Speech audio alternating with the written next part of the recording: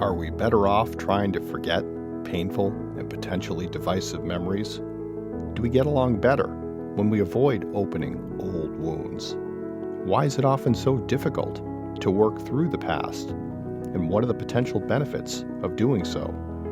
These are the questions we explore in Realms of Memory. I'm your host, Rick Dadarian, and in today's episode, we turn to the memory of the slave trade in Britain. Britain not only ruled the waves as the world's first superpower in the 18th century, it also dominated the highly lucrative slave trade. British ships carried more Africans across the Atlantic in the 18th century than any other country, and this century alone accounted for nearly half of all the slaves transported during the entire 400-year history of the Atlantic slave trade. Of all the British slave trading ports, Liverpool, measured by the sheer volume of the human cargo it transported, was in a category all by itself. Despite determined efforts to forget, the memory of the slave trade has persisted in Liverpool. To delve into this story, I'm very pleased to welcome Jessica Moody, lecturer in public history at the University of Bristol, to discuss her recent book, The Persistence of Memory: Remembering Slavery in Liverpool, Slaving Capital of the World. Jessica, thank you for joining this episode of Realms of Memory. Thank you, Richard. It's great to be here. So to start with, I'm hoping you could just explain the significance of the slave trade in Liverpool. Just how important was it to the growth and development of the city? So Liverpool was the largest slave trading port city in Europe, far outstripping other port cities like Nantes in France or Bristol or London in Britain. And Liverpool transported more enslaved Africans than the rest of the British port cities put together. And this was huge and had a huge impact on the city in various ways. And just to give you a sense of this, at the beginning of the 18th century, when Liverpool hadn't properly entered into the transatlantic slave trade, it was a very small city, more described by some historians as more like a fishing port. Did some important trade with Ireland, but was otherwise quite small. And it was the transatlantic trade, including the trade in enslaved African people, that then raised Liverpool up to huge influx in population. So you had people immigrating into Liverpool from Scotland, Wales, and around to come and work, and then led to Liverpool becoming second city of empire into the 19th century. And what you had here, the reason it was so important was because, like any trade, it had knock-on impact. So it wasn't just the merchants who were making money out of this. It was people who were fitting out the ships. It was the sailors. It was people supplying groceries and food and consumables for the long Atlantic journeys. And there was one historian in Liverpool writing in the 18th century that said of Liverpool's slave trade, "He who cannot send a bale will send a bandbox." And so it which spoke to this idea of lots of people being involved. And Jane Longmore another Liverpool historian, has estimated that 1 in 8 people were dependent on the trade. So 1 in 8 people and their families were dependent on Liverpool slave trade by the end of the 18th century. It was without question the wealth of the slave trade that rocketed Liverpool from a small fishing village to a mighty seaport within the span of a few decades. Not surprisingly, the abolitionist movement that gained steam in the late 18th century was met with fear and resentment. But when the end of the slave trade finally came and the city was able to survive the economic shock, this extraordinary boom, rooted in a horrific commerce, was quickly relegated to an inconsequential chapter in the city's past.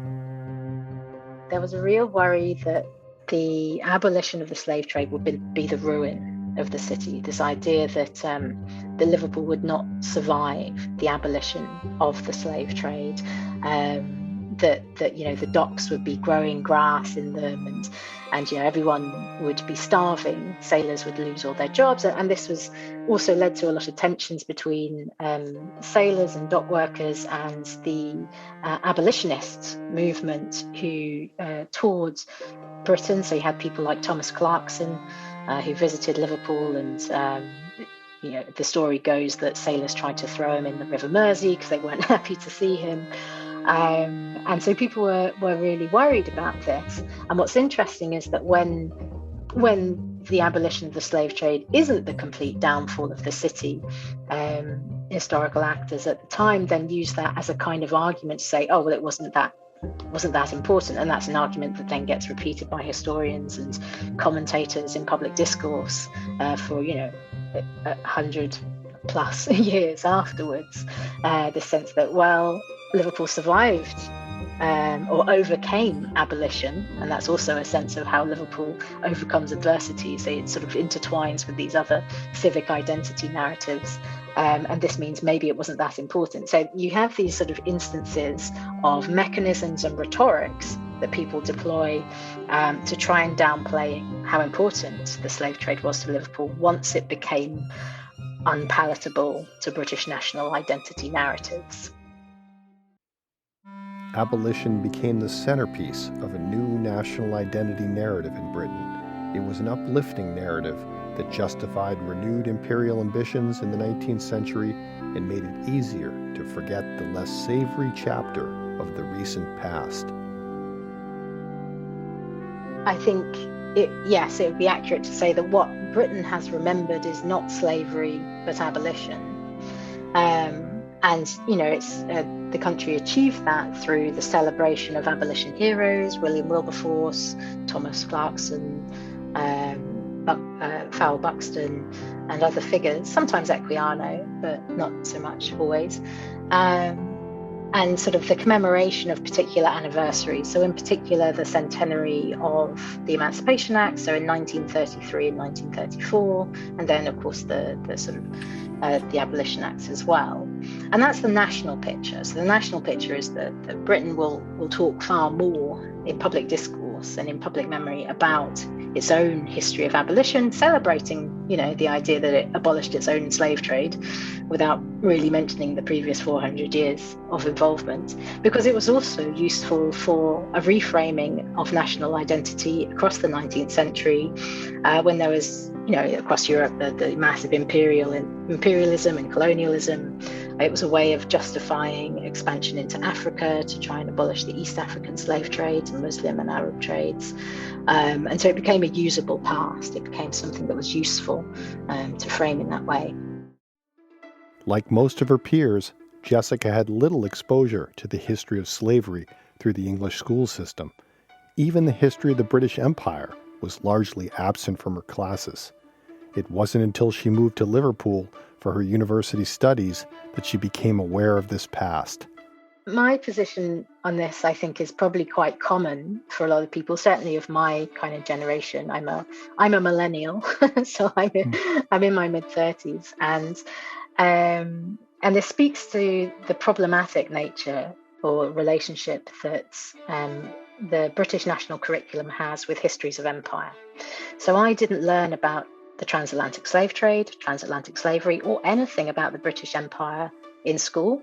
So history is only compulsory in the British education system up to, I guess, kind of age 13, 14.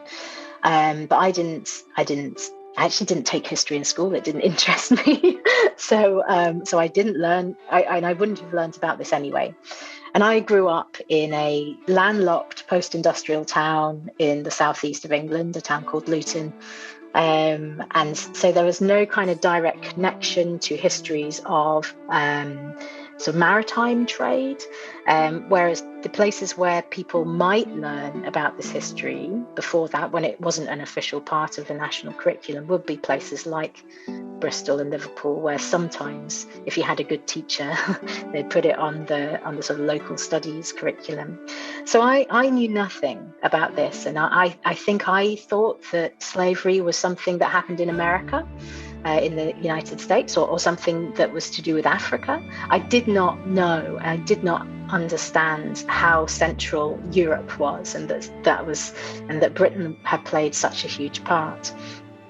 So I was surprised when I moved to Liverpool. I moved to Liverpool in 2003 for university, and I went on one of these red buses, open top buses that toured the city. I took my grandparents, and it was there that I learned about Liverpool's history of slavery. There was this recorded voiceover, and we passed the Albert Docks, and the voiceover sort of said, the docks in Liverpool traded with the whole world, all of these artifacts, these items, including slaves. Liverpool was number one for slavery.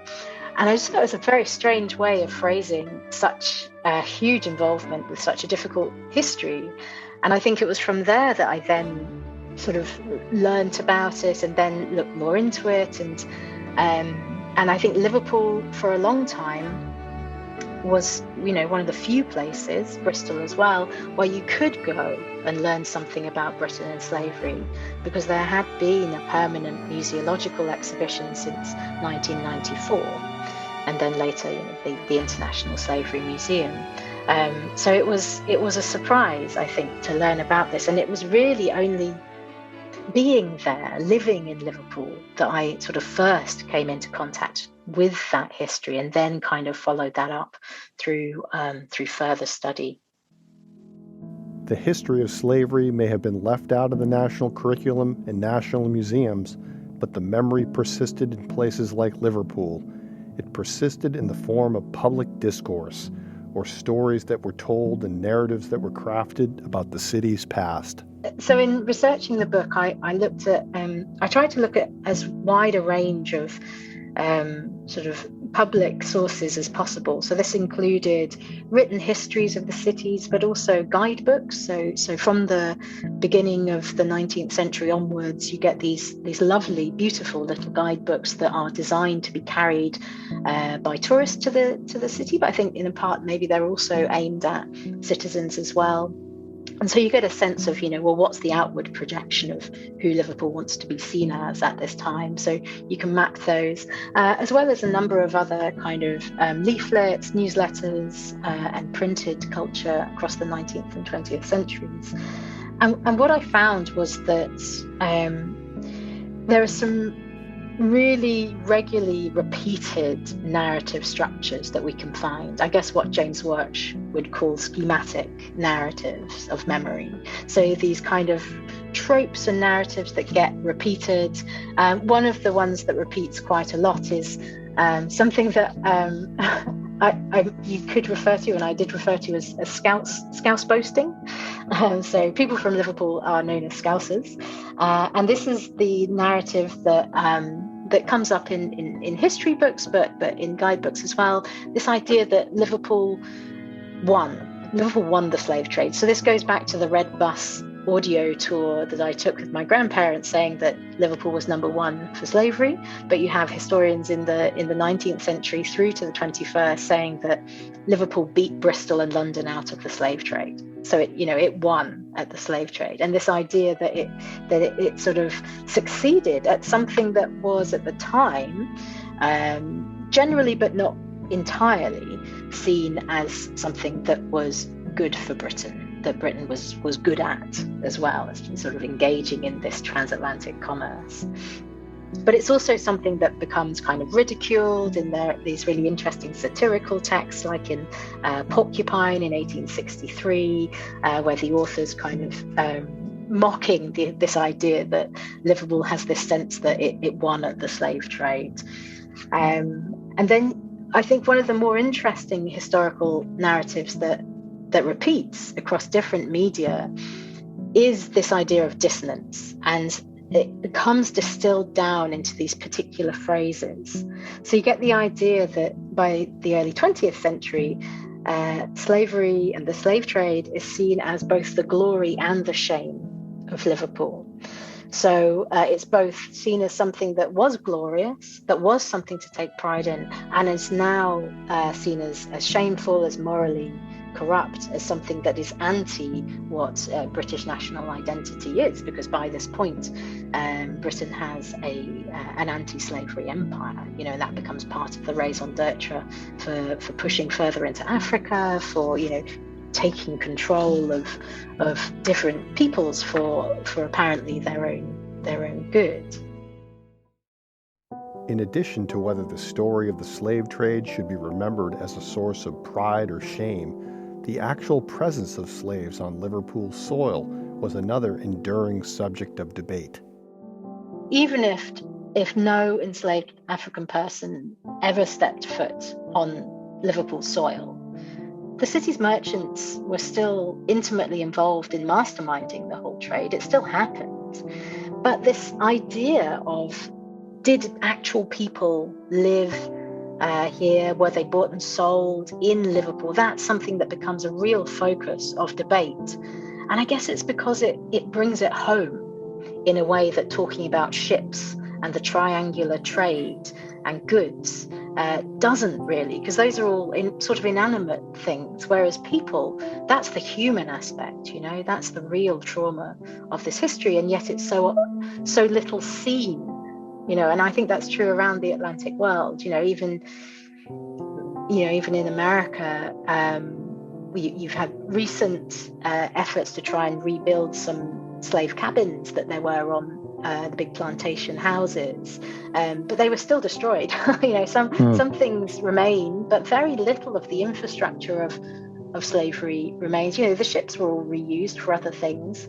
So in terms of the connections to the human story of slavery, I think that's where this real tension comes in, because then if there are human people being bought and sold, or even just kind of owned or brought back to Liverpool, then that's such a more direct connection to the humanity and, as people often say, the inhumanity of the history of slavery. What makes it impossible to suppress the memory of the slave trade in Liverpool is the presence of the city's black community. Liverpool has Britain's oldest black population, with roots that stretch back at least 200 years. Liverpool-born blacks, as members of this community have named themselves, have a distinct identity shaped by a long history of racially motivated violence and discriminatory policies. It was the mobilization of this community, both as memory actors and through clashes with city authorities, that helped foster a greater degree of awareness and public recognition of the history of the slave trade in Liverpool. Liverpool has the longest continuous settled black presence in Britain. And the black community in Liverpool is a mixed community, as all migrant communities are. But they are predominantly more from a West African origin than a Caribbean origin.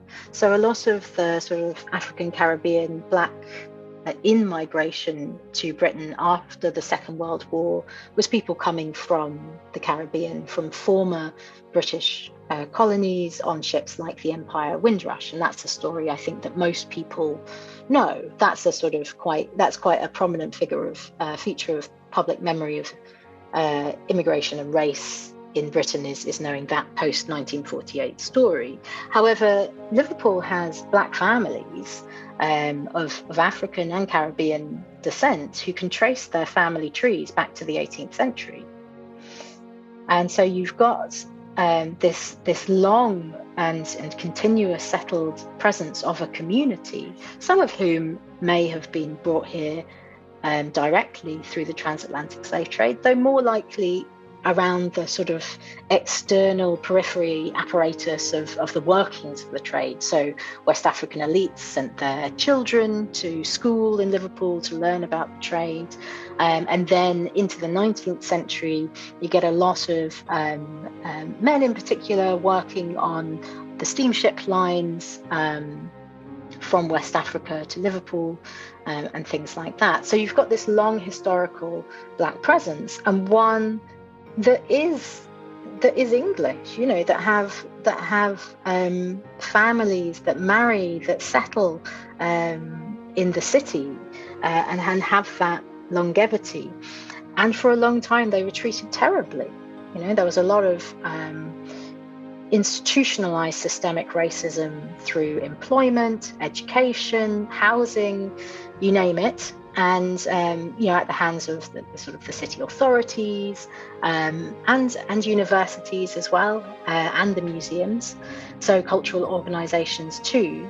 And so you sort of have this population who are a legacy of Liverpool's history of transatlantic slavery. And as I say, that's not just directly, that's also through the later trading relationships that the slave trade enabled Liverpool to have with West Africa.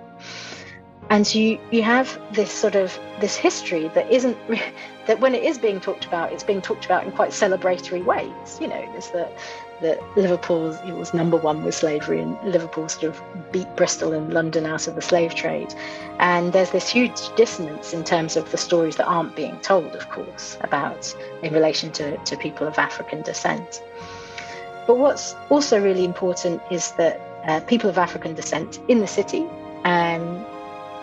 are also active agents in memory work as well. And this particularly comes through in relation to alternative and further forms of education. So you have people like Eric Scott Lynch, who gives walking tours, slavery walking tours of the city, and had done since the 1970s, initially just to sort of people he knew, but then kind of branching out and talking about the connections between some of Liverpool's buildings and the history of empire and slavery. And then you have alternative organisations and institutions for education aimed directly at Black and ethnic minority people, such as the Charles Wotton College, which ran a Black Studies course and history workshops and things like that. And then, I think one of the most poignant ways that the Black community kind of led the way in resisting these problematic narratives was through the kinds of resistance that we see in the 1980s.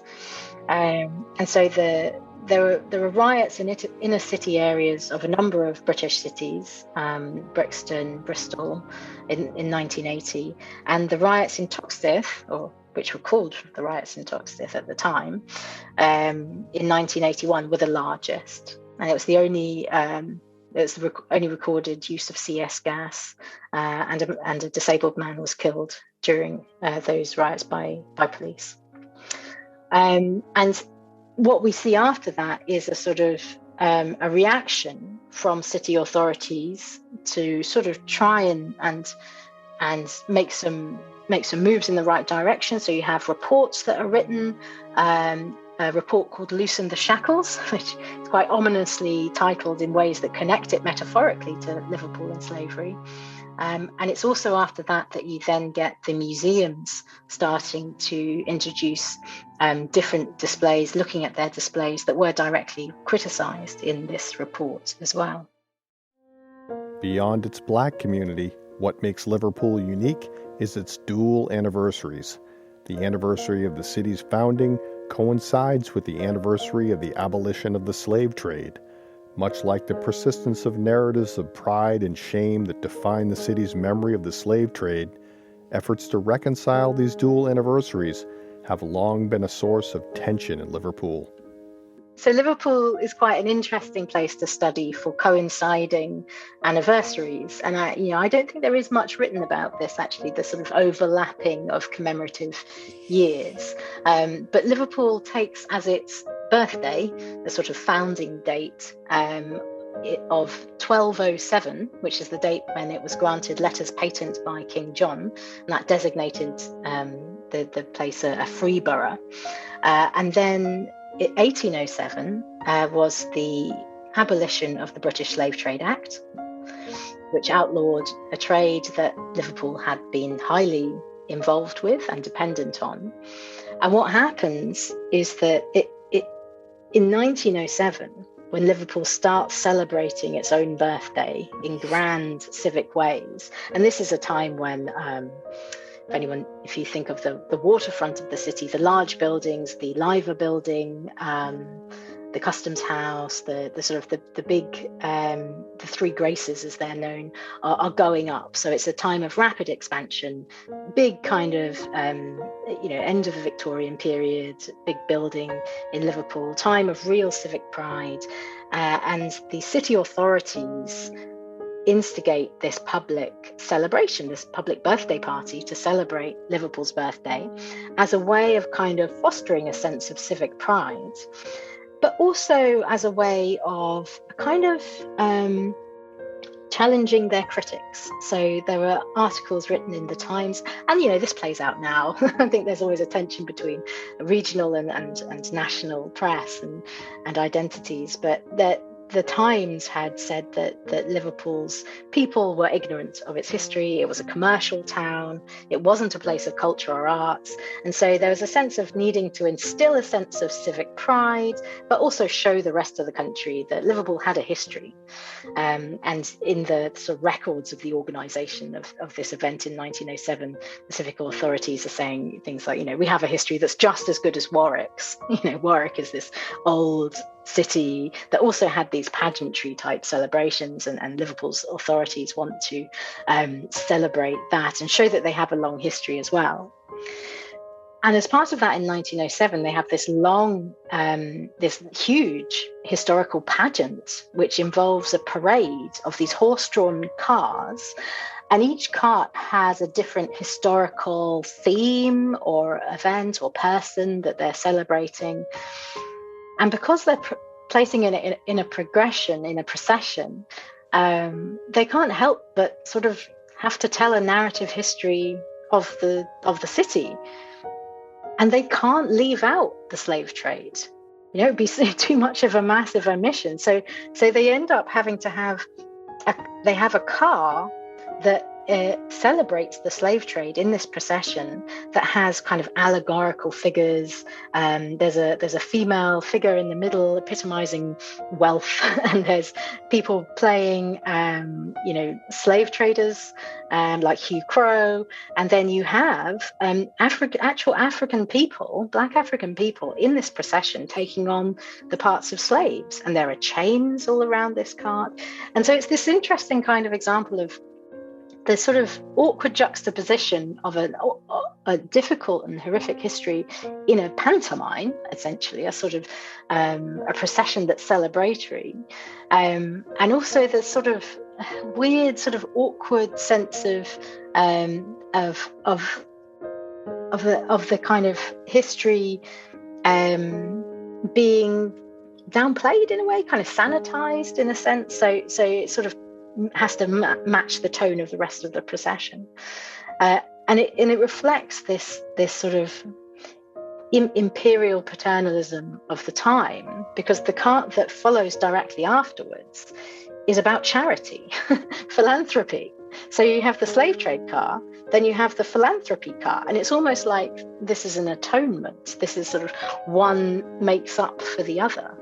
And it's sort of celebrating these philanthropic figures of Liverpool who made their money in slavery as well. So you have that in 1907. And the really useful thing from a historical point of view is that then in 1957, when it's Liverpool's 750th birthday, they do this again. They don't have the big procession because it's post-war and no one has any money, but they have exhibitions and they have leaflets that are produced, and it's really interesting to kind of analyze how that's changing there. And they have sort of invited dignitaries. Ghana was made independent in 1957, so they have dignitaries from Ghana who get these written histories of Liverpool as gifts, and in these written histories, the author at the time, George Chandler, was severely downplayed Liverpool's role in the slave trade. It's only sort of a page on it in the end, and then in 2007, it's 800 years since that charter, so it's Liverpool's 800th birthday. It's the year before Liverpool is given the capital of culture title from Europe, and it is the bicentenary of the abolition of the British slave trade. And that's a time when events were taking place up and down the country. There was loads of things going on, not just in the port cities, landlocked locations, archives, community centres, theatres and museums, lots of things going on. So it wasn't just sort of Liverpool and Bristol kind of talking about these things. But again, that kind of clashes with some people, a smaller number of people who still want to celebrate Liverpool's birthday. But what happens in that year is that compared to 1907 and 1957, slavery is talked about the least in Liverpool's birthday celebrations in 2007, perhaps because it's been compartmentalized into the bicentenary events as well.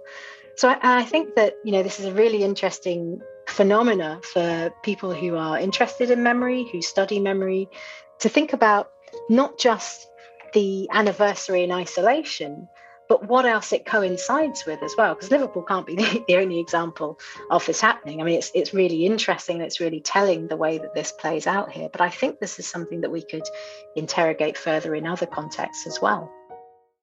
As the city celebrates its dual anniversaries, we also see the evolution of the memory of one of its leading citizens, William Roscoe. So William Roscoe, I think he's an interesting barometer of what's going on in public memory of slavery in Liverpool at different points in time, because he becomes a hero of the city and is celebrated for lots of different reasons. Almost like he's a kind of Liverpool Renaissance, So when Liverpool was being criticised for not being a place of culture, they were, that William Roscoe was held up to say, oh, well, he was a poet and he loved Italy and he owned these books and these paintings. But when he died in the 1830s, that was not the case. He was celebrated for cultural reasons and for being a figure of, a patron of the arts in the city. But celebrating him for having voted in favour of abolition and for his anti-slavery activities was not something that was agreed upon. And there's records of debates about how to properly memorialise William Roscoe when he dies. That have some people, his friends and colleagues, who want to remember his anti-slavery activities and actions, and that just does not go down very well at all. And the civic authorities in Liverpool just don't want that as part of the sort of public commemoration of this figure. So they don't want anything that references African people or chains or anything like that in any tangible memorial. Until much later, actually. I think it is the 20th century where he's almost reimagined. And I think, he is someone, and this happens a lot, I think, with civic heroes. So these figures in relation to place and identity that are used, reused, invented, reinvented over time for what they can celebrate in that particular given moment, what people feel they need in that given moment.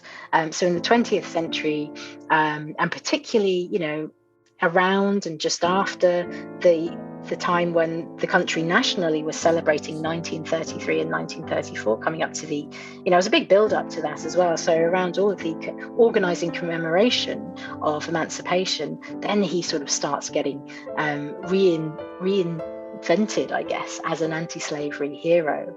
And then what you find is that he's then often used in debates as a sort of counter argument to Liverpool's intense involvement in slavery and the slave trade, to say, but we had William Roscoe, and William Roscoe voted to abolish this trade.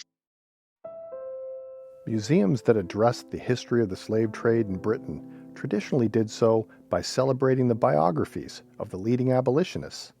The William Wilberforce House in Hull, the Cowper and Newton Museum in Buckinghamshire, and the Wisbech Museum in Cambridgeshire tell the story of the architects of the anti-slavery movement. It wasn't until the 1990s that we see the creation of the first public institutions devoted to the history of the transatlantic slave trade. The establishment of the Transatlantic Slavery Gallery in Liverpool in 1994, followed by the International Slavery Museum in 2007, mark a shift in national public memory from abolition to slavery. The development of these museums, however, was fraught with challenges and difficulties. In particular, questions about who should be involved in the museum planning process and whose story should be told had the potential to deepen racial divisions and to reinforce an older abolitionist national identity. Liverpool, more than anywhere else in Britain, has had more successful and permanent forms of commemoration. So, the International Slavery Museum is a permanent museum. The gallery that was installed in 1994 in the basement of the Merseyside Maritime Museum was also permanent. And so there's a sort of sense that more has happened in Liverpool than anywhere else. And that is down to the efforts of individual people, activists, and also the internal politics of the city in terms of so the International Slavery Museum is part of National Museums Liverpool, where I used to work, and that is a national museums organisation rather than a local authority funded council run organisation. So they have a slightly more capacity to do new things like build new museums. Yes, it's rarely as simple as something just being a positive step forward, and I think it is, when we're studying public memory, I do advocate for viewing these things holistically. So the museums aren't the sort of pinnacle, well, we fixed it now kind of solution. I don't think that that's necessarily even the thing that we should be aiming for. I think they're part of the conversation, and I think they're an important part of the conversation. But I don't think we should ever view it as, well, that's it, we've fixed forgetting, or we've fixed Liverpool's public memory of slavery by having a museum, not least of all because they are contested spaces as well. And I think, again, this makes historical sense as well. You mentioned that Liverpool-born Black people in particular had issues around the development of both of these museums. Initially in the early 90s, there was a sense of who was being involved in the conversation, who was being shut out, that led to some difficult but productive conversations with museum staff and historians, some of whom hadn't tackled this subject before at all. This wasn't something that British museums really had a handle on. There was, there was Wilberforce House in Hull, but that was mainly a museum about Wilberforce. And so there was a sense that this was kind of new ground, and there were a number of quite intense exchanges about things like language, how you were referring to people who were enslaved, not using the term slaves, trying to sort of think about having the representation of Africa before slavery. All of these were things that came out of that conversation. So those things are really important, and they've had long legacies in terms of how we talk about and represent this history now, and how other museums have gone on to do that. But the museums are still, part of the overall structure, authoritative structure of cities that have historically misrepresented this history, misrepresented African history and African people in ways that a lot of people of African descent have taken issue with. Museums are also colonial institutions, particularly in Europe, where a lot of the collections have been built up from imperial wars, through pillaging, through taking artifacts from the expanse of empire. And so, why would you trust this organization to tell this history in a particular way, particularly when it's so intimately connected to the powers in the city, the overall power in the city? So, this as ever comes down to power, who has it, whose voices are heard within that process. And the International Slavery Museum, I think it's really interesting because I think it does have to be viewed in the context of the development of museums in Liverpool. I know that early museum, the Transatlantic Slavery Gallery, which opened in 1994, was in part funded by a philanthropic grant by Peter Moores of the Moores family, who owned Littlewoods at the time. And so there was sort of in part a sort of philanthropic grant to that. And then the later museum was much more sort of traditionally funded from Heritage Lottery Fund, DCMS, state funding in Britain, as well as some other trusts and foundations. But the development of the gallery, I think, they learned some lessons from the first time around in terms of consultation, who was involved, and getting that process started early.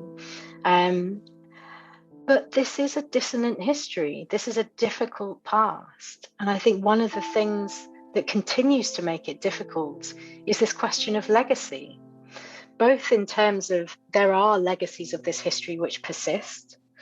So the way that people of African descent have been treated, are seen as a direct consequence of those sort of 18th, 19th century European racism, really, and how that then infiltrated through trade and how people were treated. But then also in terms of how you're connecting that history and the present day.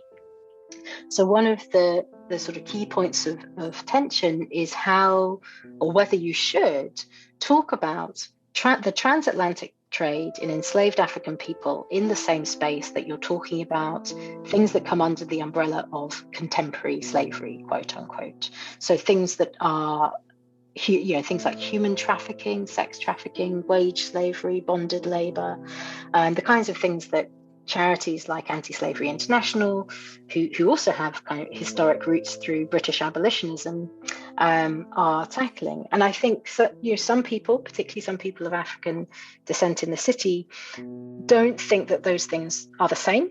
That, saying things like slavery is still going on, you don't mean that the triangular trade across the Atlantic, you don't mean that the Middle Passage is still there. You don't mean that enslaved African people are still taken in chattel slavery across to the Americas. What you mean is that something else that you perceive as is similar in some ways is happening usually somewhere else. And so I think what people are concerned by is that in having that narrative there, you're taking attention away from what is seen as the direct legacies of transatlantic enslavement, namely anti-Black racism.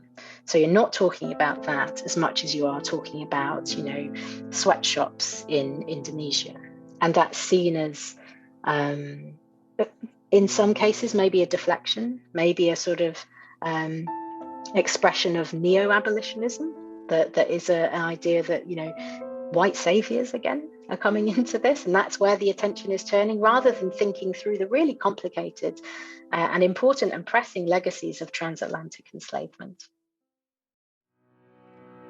In 1999, Liverpool became the first city in England to issue an official apology for its role in the slave trade. It was part of a global wave of apologies, which some historians have argued were part of an international memory boom triggered by the 50th anniversary of the end of World War II and the commemoration of the Holocaust. Jessica argues that apologies need to be understood as speech acts. They are performed by particular actors, targeting specific audiences with carefully selected words and clearly defined objectives. It was, in many respects, the muddled nature of the apology issued by Liverpool's City Council that caused it to fall flat. One of the things that's really interesting about historical apologies or collective apologies is that they work as speech acts. And there's a lot of really interesting work about historical apologies and where they've been issued and where they haven't, and how they've taken place. But as a speech act, you need to know who the apology is coming from, who it is going to, and what the actual content of that apology is. And I think those three things are really interesting in Liverpool. And there was some criticism around at the time that the apology was kind of rushed through. The timing was quite ominous. It was just coming up to the millennium. So it was 1999 in this sort of the midst of all this other activity that had been going on with, Slavery Remembrance Day and around the country, there were different kind of commemorative things going on. And there was a sense that it was being rushed through before the millennium, and that maybe this was also to do with the sort of political careers of those involved as well. But I think that sort of question of who it's coming from is first of all quite interesting, because it seemed to the way it was performed, and it was read in Liverpool Town Hall, which is again a slightly problematic stage to hold the apology in, because Liverpool Town Hall is one of Liverpool's only surviving 18th century buildings in that district, and it has carvings of African people on the frieze going around the building, celebrating what Liverpool made its money in. So maybe not the best place, but it is the seat of the city council, and I guess that was why they chose to have it there. And so the way that it was performed seemed like it was maybe coming from the council as the sort of leading authoritative body in the city, but the language read as a collective we that was more about the whole city, which again gets a bit complicated because, well, in that city you've got people of African descent and people of European descent, and a whole host of other people as well. So the collective we in that sense is quite difficult. The who it's for as well, it seemed like in the text it was quite directly addressed to people of African descent in the city, particularly Liverpool-born black people who had suffered so much through the history of slavery. But that wasn't entirely clear, and even then, for an apology to be for someone, don't they have to accept it? And I don't think there was a sense that this was something that was accepted. A lot of people of African descent were concerned by how it had taken place. Little consultation, little sense of what happened next, and is it an apology just on its own enough, or should there be actions that go with it? And I think a lot of people didn't see any actions that came out of it. And then the content of the apology text itself is really fascinating, and I've printed it in full in the book because I do think it's worth looking at all of it. But what's also interesting is what was not said in that apology, and in the council records. There is some debate about what to include in the language of the apology, and one of the things was suggested to put in there was the role of white English abolitionists, to sort of give them recognition. And quite appropriately, I think they felt that would not really be an apology if you had sort of, but remember we abolished this thing. That doesn't really sound like a true apology in that sense. It doesn't have that kind of truth to it. So it was a really interesting kind of performative moment, and I think it's interesting that Britain nationally is so adverse to this idea of historical apologies. And I think for some people it was an important thing that happened, but for others, the lack of action, the lack of reparative justice measures meant that it was words without deeds, as one of my interviewees said. Liverpool may be devoid of monuments and memorials to its dark past, but the cityscape itself is charged with sites that evoke stories, legends, and myths about the presence of enslaved Africans. These are the unofficial sites of memory that haunt the cityscape. Debates surrounding these sites form layers of memory that make them resonate across time. So, whilst I've said that Liverpool is unique in Britain for having more permanent forms of commemoration than anywhere else, what it lacks is a memorial dedicated to enslaved African people. There are memorials to abolitionists. There's a shrine to remember the ancestors in the museum, but there is not the kinds of memorials that you see elsewhere around the Atlantic world. There's a dedicated to remembering the victims of this history. But what you do have in Liverpool is a really interesting memory scape.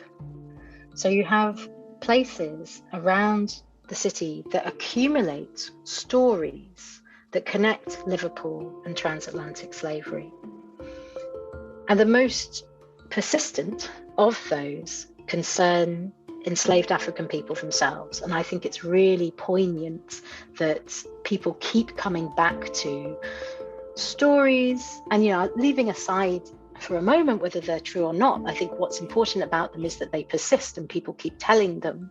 This idea that there were enslaved African people who were bought and sold in the city, who lived, married, had children, died here. And this idea of people being physically present in the city enslaved African people being the sort of human part of this history is really poignant. And I spoke a bit before about the way that this is a history that has been maritimized, that is connected to the history of the seas and the oceans. And actually, yes, that can be a sort of a way of forgetting or a way of displacing. But in Liverpool, that's also a way of remembering, because a lot of these sites of memory that are constructed by discourse, that are constructed by the stories of enslaved people who were bought and sold or lived there, are dotted around the original line of the River Mersey. So the River Mersey was pushed back for later dock construction, but in the 18th century, it came right up to a road called Goree. And around Goree, there are a number of stories of slave sales noted around there. So Goree used to be the site of these grand warehouses. And Goree, or rather, so it's Goree in the Scouse, but in the French it's Goree. And Goree is an island off the coast of Senegal in West Africa, where there's also a complex memory of slavery there. There's the Maison des Esclaves, which is the House of Slaves, a UNESCO heritage site that was said to house a number of enslaved people, although historians debate, how feasible this actually was. But through naming, that connects that island off the coast of West Africa to the waterfront in Liverpool, which until recently was also a UNESCO World Heritage Site. They've been stripped of it now. But this site of Goree, so you have the memory of slavery in the name, because this connects to an important African island on the slave route. But also through the place. And the warehouses themselves have since been knocked down, but there were stories told about enslaved people being sold or chained in rings. And again, this isn't necessarily that this actually happened, but people are connecting iconography in their built environment and making connections to the human story. So you might see a ring on by a pillar and think someone could have been chained to that, and so on and so forth. And one of the architectural historians of Liverpool, Charles Riley, he notes that there was an intricate engraving of an African woman on Goree buildings as well. And so there's a really interesting kind of gendering of what made Liverpool rich in these places. And so these warehouses were, they fell into disrepair and they were knocked down after the war, after the Second World War. And in their place, this office block was built, this huge office block, or in the place that was sort of closest to them. And I find it wonderfully ironic that the office block was named Wilberforce House. So you get this kind of displacement of a difficult memory of slavery with a more comforting memory or narrative of abolition in that place. Memories of our darkest chapters may be exorcised from official memory, but they still persist in public memory. In the case of Liverpool, memories of the slave trade persist in the form of narratives of pride and shame about the city's past. They persist through debates about whether slaves were bought or sold, lived or died in Liverpool.